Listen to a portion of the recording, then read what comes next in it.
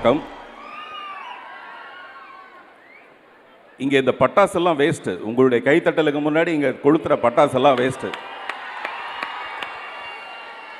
இட்லி கடை எனக்கு ஒரு தனி அனுபவம், ஒரு சந்தோஷமான அனுபவம். இந்த ட்ரெய்லர் பார்த்தீங்கல்ல, அதில் ஹீரோயின் வந்து தனுஷை ஒரு முத்தை கொடுக்குறாங்கல்ல, பார்த்து அது எவ்வளோ சந்தோஷமாக, அது குட்டியாக இருக்கும். அந்த முத்தம் வந்து ரொம்ப குட்டியாக இருக்கும், ஆனால் அது ரொம்ப சந்தோஷமாக இருக்கும். அந்த மாதிரி இந்த படத்துக்குள்ளே அந்த முத்தம் மாதிரி நான் ரொம்ப சின்னதாக இருந்தால் கூட எனக்கு ரொம்ப சந்தோஷம். தனுஷ் சார் மேலே வரும்போதே சொன்னார், கொஞ்சம் பார்த்து பேசுங்க சார், கொஞ்சம் நம்மளை மாட்டி விட்றாதீங்க, கொஞ்சம் நம்மளை மாட்டி விட்றாதீங்க அப்படின்னாரு. எனக்கு தெரிஞ்சு இந்த ரொமான்ஸ் இருக்கு இல்லையா, அந்த ரொமான்ஸ் தான் பெரிய ஹீரோயிசம். மக்கள் திலகம் எம்ஜிஆரை பார்த்தோம்னா, அவர் என்னதான் ஆக்ஷன் மக்களுக்கு நல்லது என்ன சொன்னால் கூட அவருடைய ரொமான்ஸ் வந்து ரொம்ப பிரமாதமான ஒரு விஷயமா இருக்கும்.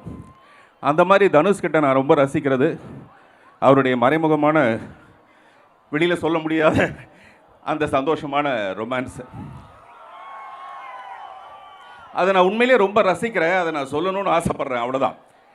மற்றபடி நீங்கள் அந்த ப்ரொமோவில் பார்த்துருப்பீங்க, நான் அவரை பற்றி சொன்னது. நான் நிறைய டைரக்டர்ஸ்ட்டை ஒர்க் பண்ணியிருக்கேன். இந்த 35 வருஷத்தில் நிறைய டைரக்டர்ஸ்ட்டை ஒர்க் பண்ணியிருக்கேன். அதில் ஒரு 4-5 பேரை மட்டும்தான் நான் டைரக்டர்னு அக்செப்ட் பண்ணிக்குவேன். மீதி எல்லாருமே ரைட்டர்ஸாக இருப்பாங்க. அந்த கதையை இந்த நாயகர்கள் மூலமாக அந்த கேமரா வழியாக எப்படி கொண்டு வரதுங்கிற மாதிரியான ஒரு டைரக்டர்ஸாக இருப்பாங்க.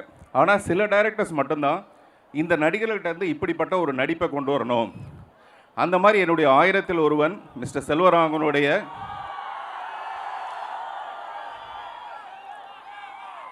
அவர்கிட்ட நான் வந்து ஒரு முழுமையான டைரக்டரை பார்த்து நான் ரசித்தேன்.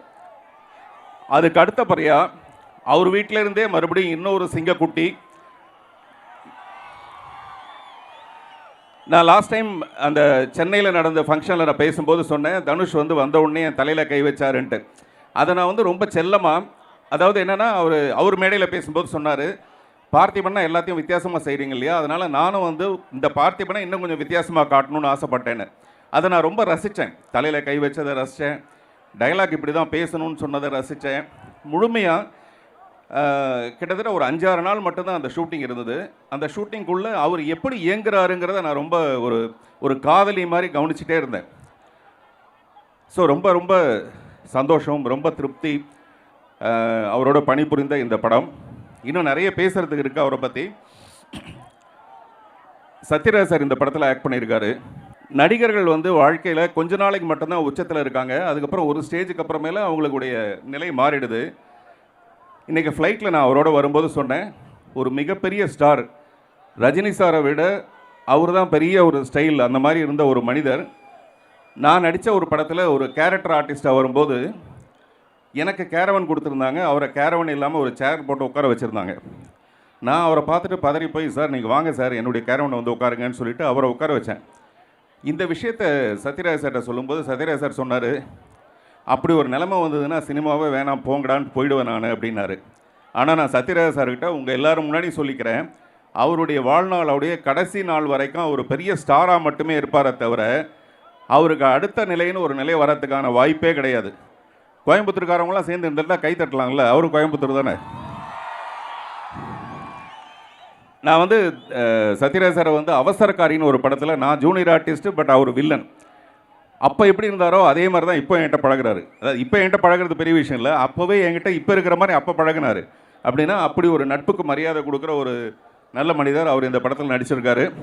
அவரோட சேர்ந்து நான் நடிச்சிருக்கேன். மிஸ்டர் ஆகாஷ் பாஸ்கரனை பற்றி சொல்லணும். ஒரு படம் எடுக்கிறத விட அந்த ப்ரொமோஷன் வந்து ரொம்ப ரொம்ப முக்கியமான ஒரு விஷயம். அதை ரொம்ப சிறப்பாக அவர் பண்ணிகிட்ருக்காரு. அவருக்கு என்னுடைய வாழ்த்துக்கள். ஜிவி பிரகாஷ் அவருடைய பாடல் வந்து பாருங்க, ஜிவி பிரகாஷ்னு சொன்னால் அந்த பிஜிஎம் நீங்கள் கொடுக்குற சவுண்டு தான் பிஜிஎம்மாக இருக்கு.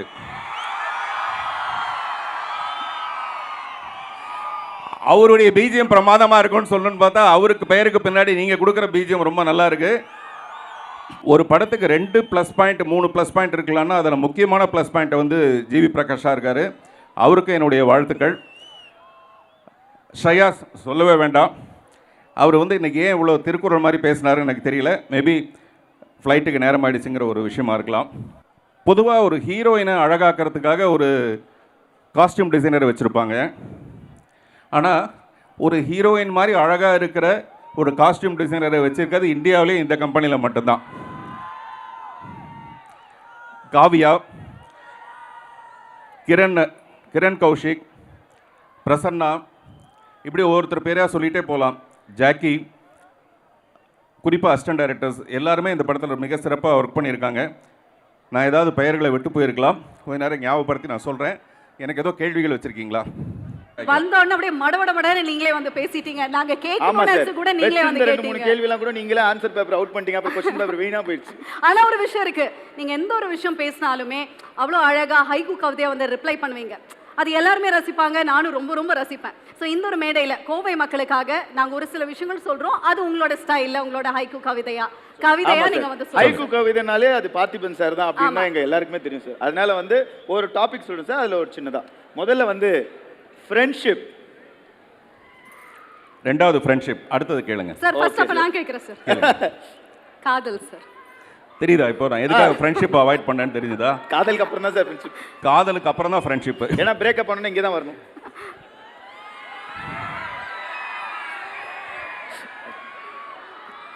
இன்னொரு தடவை கேளுங்க சார். காதல் சார். சாதல் சாதாரணம், சாதல் சாவுறது, சாதல் சாதாரணம், காதல் சதாரணம். புரியுதா? Correct sir. ரணம் தான் சார். இங்க நிறைய பேருக்கு ரணம் தான் அது. Next friendship sir. ஃப்ரெண்ட்ஷிப் அப்புறம் வரலாம். அடுத்தது ஐயோ, அவனுங்களை அவாய்ட் பண்றதே நம்ம வேலையா போச்சு சார். Politics sir. பாலிடிக்ஸ், அரசியல்.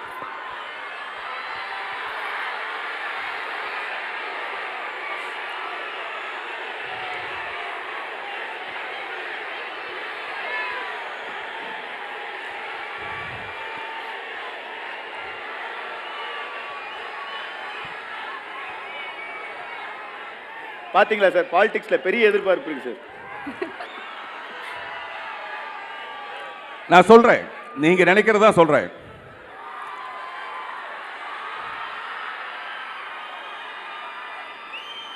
விஜயம் யார் வேணாலும் செய்யலாம்.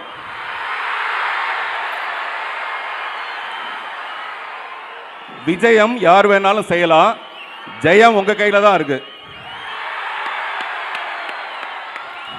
Okay sir. ஆனா நான் தான் சிஎம் 26 ஆன்வர்ட்ஸ். சார் இப்பயாச்சும் அந்த ஃப்ரெண்ட்ஷிப்க்கு வரலாமா சார்? அப்புறம் தான். Okay sir. அப்ப மொத்தமும் நானே கேக்குறேன் சார். இட்லி கடை சார். இட்லி கடை. ஆமா. இட்லி கடை. இட்லிக்கு தினுசு தினுசா செய்வாங்க சட்னி. இட்லிக்கு தினுசு தினுசா செய்வாங்க சட்னி. இட்லி கடைக்கு தனுசு தனுசு தனுசு மட்டுமே இனி. ஓகே. இப்போ sir Kovai sir. Kovai sir. Kovai. கோவைக்கு ஒரு ஹைக்கூ சொல்லுங்க சார். ஆடவருக்கு பிடித்தது பாவை, ஆடவருக்கு பிடித்தது பாவை, அனைவருக்கும் பிடித்தது கோவை. ஆடா ஆடா ஆடா ஆடா, அருமை அருமை. இப்போ நம்மளோட தனுஷ் சார்.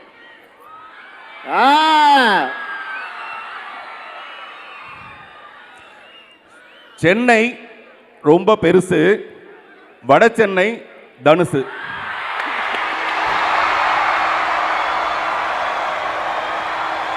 சார் ஃப்ரெண்ட்ஷிப் இல்ல சார், என் ஃப்ரெண்ட் மாதிரியே கடைசி வரைக்கும் அதை அவாய்ட் பண்றீங்கன்னு நினைச்சேன் சார்.